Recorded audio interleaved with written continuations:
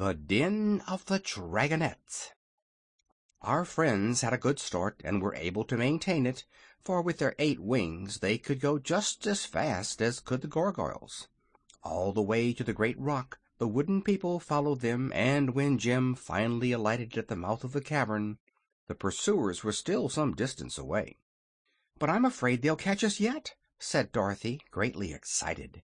"No, we must stop them," declared the Wizard. "Quick, Zeb, help me pull off these wooden wings." They tore off the wings, for which they had no further use, and the Wizard piled them in a heap just outside the entrance to the cavern. Then he poured over them all the kerosene oil that was left in his oil can, and, lighting a match, set fire to the pile.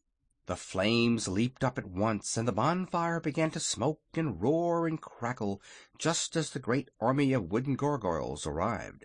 The creatures drew back at once, being filled with fear and horror, for such a dreadful thing as a fire they had never before known in all the history of their wooden land. Inside the archway were several doors leading to different rooms built into the mountain, and Zeb and the Wizard lifted these wooden doors from their hinges and tossed them all on the flames. "That will prove a barrier for some time to come," said the little man, smiling pleasantly all over his wrinkled face at the success of their stratagem. "Perhaps the flames will set fire to all that miserable wooden country, and if it does the loss will be very small, and the gargoyles never will be missed. But come, my children, let us explore the mountain and discover which way we must go in order to escape from this cavern, which is getting to be almost as hot as a bake-oven." To their disappointment, there was within this mountain no regular flight of steps by means of which they could mount to the earth's surface. A sort of inclined tunnel led upward for a way, and they found the floor of it both rough and steep. Then a sudden turn brought them to a narrow gallery where the buggy could not pass. This delayed and bothered them for a while, because they did not wish to leave the buggy behind them. It carried their baggage and was useful to ride in wherever there were good roads, and since it had accompanied them so far in their travels, they felt it their duty to preserve it. So Zeb and the Wizard set to work and took off the wheels and the top, and then they put the buggy edgewise so it would take up the smallest space. In this position they managed, with the aid of the patient cab-horse, to drag the vehicle through the narrow part of the passage. It was not a great distance, fortunately, and when the path grew broader they put the buggy together again and proceeded more comfortably. But the road was nothing more than a series of rifts or cracks in the mountain, and it went zigzag in every direction, slanting first up and then down, until they were puzzled as to whether they were any nearer to the top of the earth than when they had started hours before. "Anyhow," said Dorothy, "we've 'scaped those awful gurgles, and that's one comfort." "Probably the gargoyles are still busy trying to put out the fire," returned the Wizard. "But even if they succeeded in doing that, it would be very difficult for them to fly amongst these rocks, so I am sure we need fear them no longer." Once in a while they would come to a deep crack in the floor, which made the way quite dangerous, but there was still enough oil in the lanterns to give them light, and the cracks were not so wide but that they were able to jump over them. Sometimes they had to climb over heaps of loose rock, where Jim could scarcely drag the buggy. At such times Dorothy, Zeb, and the Wizard all pushed behind and lifted the wheels over the roughest places. So they managed, by dint of hard work, to keep going. But the little party was both weary and discouraged when at last, on turning a sharp corner, the wanderers found themselves in a vast cave, arching high over their heads and having a smooth, level floor. The cave was circular in shape, and all around its edge, near to the ground, appeared groups of dull yellow lights, 2 of them being always side by side. These were motionless at first, but soon began to flicker more brightly and to sway slowly from side to side, and then up and down.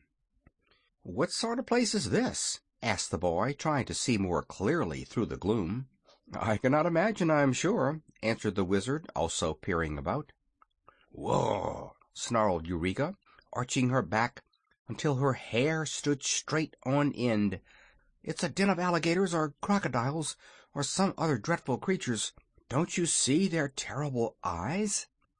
Eureka sees better in the dark than we can, whispered Dorothy. Tell us, dear, what do the creatures look like? She asked, addressing her pet. I simply can't describe 'em, answered the kitten, shuddering. Their eyes are like pie plates, and their mouths like coal scuttles, but their bodies don't seem very big. Where are they? inquired the girl. They are in little pockets all around the edge of this cavern. Oh, Dorothy, you can't imagine what horrid things they are. They're uglier than the gargoyles. Tut, tut, be careful how you criticize your neighbors, spoke a rasping voice nearby. As a matter of fact, you are rather ugly-looking creatures yourselves, and I'm sure Mother has often told us we were the loveliest and prettiest things in all the world. Hearing these words, our friends turned in the direction of the sound, and the Wizard held his lanterns so that their light would flood one of the little pockets in the rock. "Why, it's a dragon!" he exclaimed. "No," answered the owner of the big yellow eyes, which were blinking at them so steadily. "You are wrong about that. We hope to grow to be dragons some day, but just now we're only dragonettes." "What's that?" asked Dorothy, gazing fearfully at the great scaly head, the yawning mouth, and the big eyes. "Young dragons, of course, but we are not allowed to call ourselves real dragons until we get our full growth," was the reply. "The big dragons are very proud and don't think children amount to much, but Mother says that some day we will all be very powerful and important." "Where is your mother?" asked the Wizard, anxiously looking around. "She has gone up to the top of the earth to hunt for our dinner. If she has good luck, she will bring us an elephant, or a brace of rhinoceri, or perhaps a few dozen people to stay our hunger." "Oh, are you hungry?" inquired Dorothy, drawing back.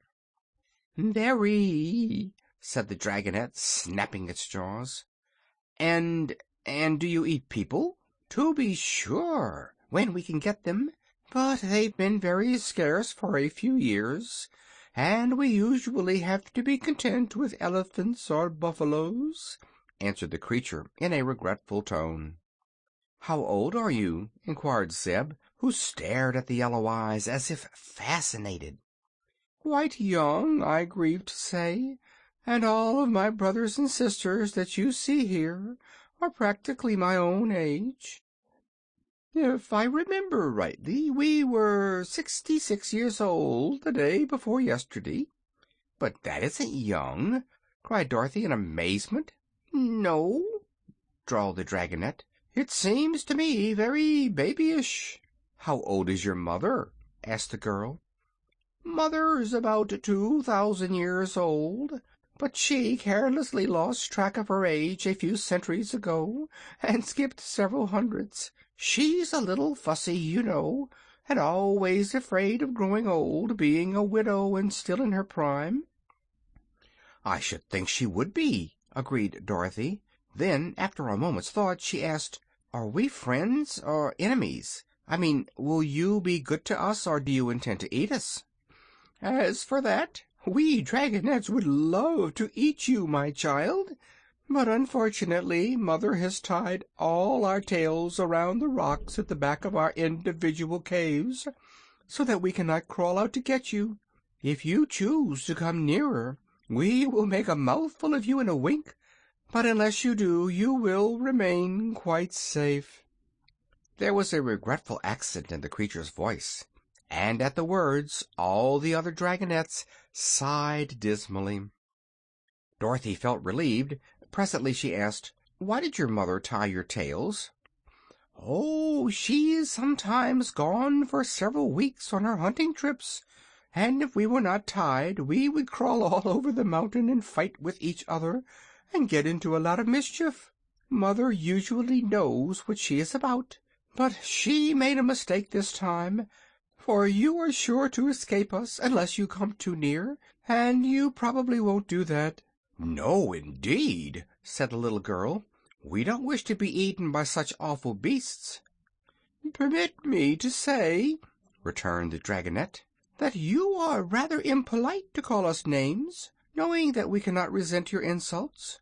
We consider ourselves very beautiful in appearance, for Mother has told us so, and she knows. And we are of an excellent family and have a pedigree that I challenge any humans to equal, as it extends back about 20,000 years, to the time of the famous Green Dragon of Atlantis, who lived in a time when humans had not yet been created. Can you match that pedigree, little girl?" "Well," said Dorothy, "I was born on a farm in Kansas, and I guess that's being just as 'spectable and haughty as living in a cave with your tail tied to a rock. If it isn't, I'll just have to stand it, that's all." "Tastes differ," murmured the Dragonette, slowly drooping its scaly eyelids over its yellow eyes until they looked like half-moons. Being reassured by the fact that the creatures could not crawl out of their rock pockets, the children and the Wizard now took time to examine them more closely. The heads of the Dragonettes were as big as barrels, and covered with hard greenish scales that glittered brightly under the light of the lanterns. Their front legs, which grew just back of their heads, were also strong and big, but their bodies were smaller around than their heads, and dwindled away in a long line until their tails were slim as a shoestring. Dorothy thought, if it had taken them 66 years to grow to this size, that it would be fully 100 years more before they could hope to call themselves dragons, and that seemed like a good while to wait to grow up. "It occurs to me," said the Wizard, "that we ought to get out of this place before the Mother Dragon comes back." "Don't hurry," called one of the Dragonettes. "Mother will be glad to meet you, I'm sure." "You may be right," replied the Wizard, "but we're a little particular about associating with strangers. Will you kindly tell us which way your mother went to get on top the earth?" "That is not a fair question to ask us," declared another Dragonette. "For if we told you truly, you might escape us altogether, and if we told you an untruth, we would be naughty and deserve to be punished." "Then," decided Dorothy, "we must find our way out the best we can." They circled all around the cavern, keeping a good distance away from the blinking yellow eyes of the Dragonettes, and presently discovered that there were two paths leading from the wall opposite to the place where they had entered. They selected one of these at a venture and hurried along it as fast as they could go, for they had no idea when the Mother Dragon would be back, and were very anxious not to make her acquaintance. End of chapter 13.